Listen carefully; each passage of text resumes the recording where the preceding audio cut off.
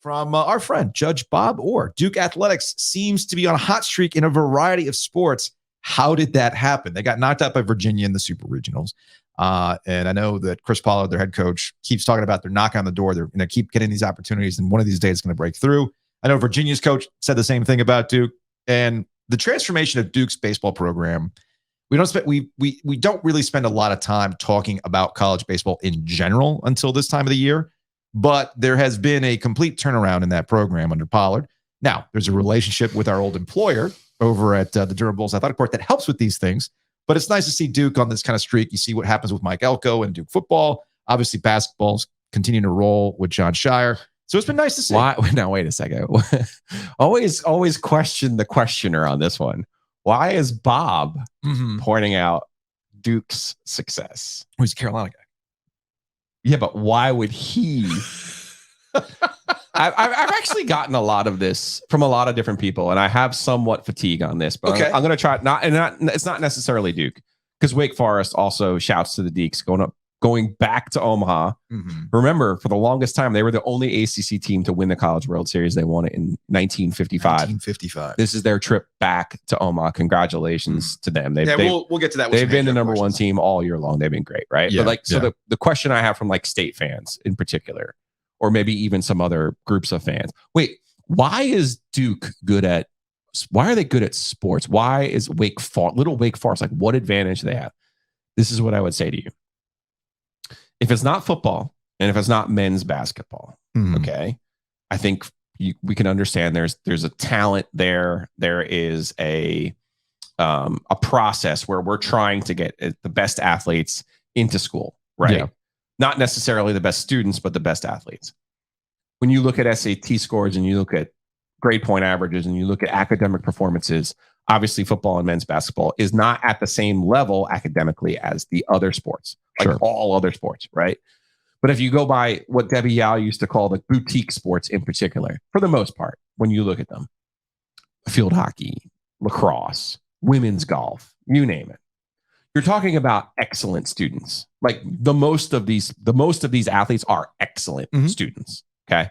They don't need volleyball to get into Harvard the way that, Aunt Becky wanted you to get into Harvard. They just happen to be outstanding athletes in addition to being excellent students. If you're an excellent student, where are the schools that you would be inclined to go to? Would it be NC State? Would it be Louisville? Would it be Kentucky? Would it be Tennessee? I'm naming all big state schools that are all fine institutions. Yeah. But not exactly known for their Florida State, not exactly known for their academic prowess. Yeah. If you're an excellent student, well, yeah, I want to go to Duke. I want to go to the Fuqua School of Business. I want to go to Wake Forest. I want to go to Stanford. I want to go to Northwestern.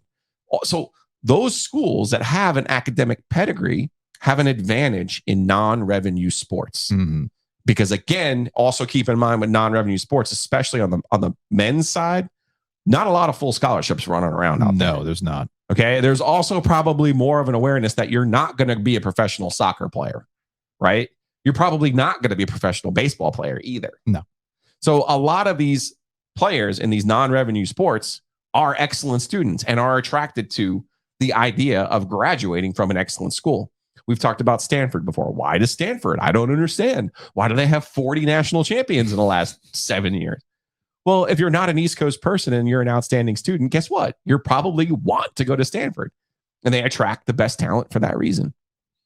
Which gets us to our next Hey Joe question. This is from K9er. Hey Joe, will Wake Forest win the College World Series? I mean, at this rate, with their run differential, where they're mashing the ball, they're not.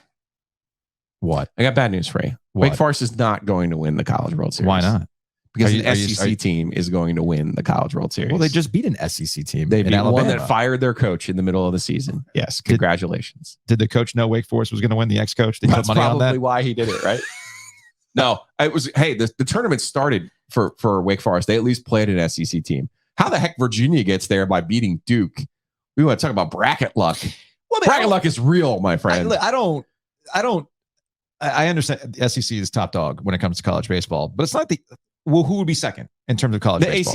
No doubt. The ACC is in that second position for this ACC is all baseball. Weather and region and it has a lot to do with it. But sometimes, and it's if you look at Wake's overall record in the last couple years under Tom Walter, the head coach, they've been okay. They've been okay.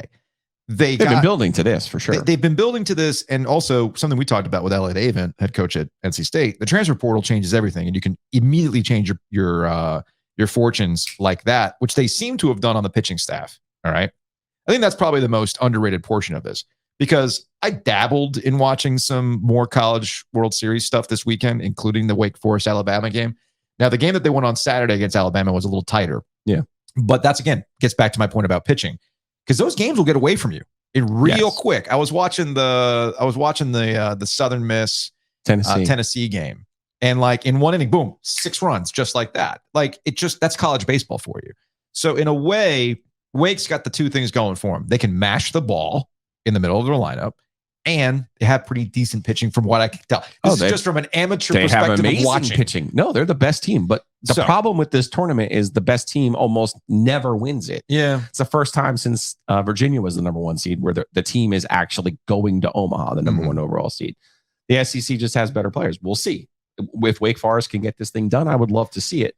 But the recent, the last 10 years of data shows us that an SEC team is probably going to win this thing.